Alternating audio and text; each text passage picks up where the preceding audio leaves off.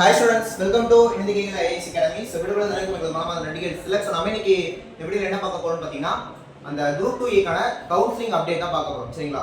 So நேத்தே நம்ம ஒரு வீடியோ போட்டுருந்தோம் டிஎன்பிஎஸ்சி தரப்புல இருந்து வந்த அனௌன்ஸ்மென்ட். அதாவது கவுன்சிலிங்க்கு செலக்ட் ஆகாத அந்த காமர்ஸ் எகனாமிக்ஸ் சொல்லக்கூடிய அந்த லிஸ்டட் 2 ஸ்டூடண்ட்ஸ்ல நிறைய பேர் பாத்தீங்கன்னா கவுன்சிலிங்க்கு ஆட் பண்ணிருந்தாங்க. அதெல்லாம் நம்ம நேத்தே வீடியோ போட்டுருந்தோம். எல்லாரும் பார்த்துருப்பீங்க. உங்களுக்கு இந்த விஷயம் தெரியும்.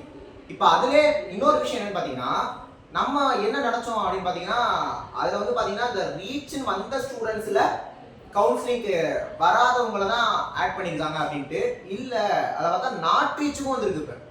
சரிங்களா? அது பாத்தீங்கன்னா நாட் ரீச் ஸ்டேட்டஸ் வந்த நிறைய பேருக்கு பாத்தீங்கன்னா இப்ப அதுல ஆட் பண்ணிருக்காங்க. அந்த ஆட் பண்ணதுல நாட் ரீச் ஸ்டூடெண்ட்ஸ் இருக்காங்க.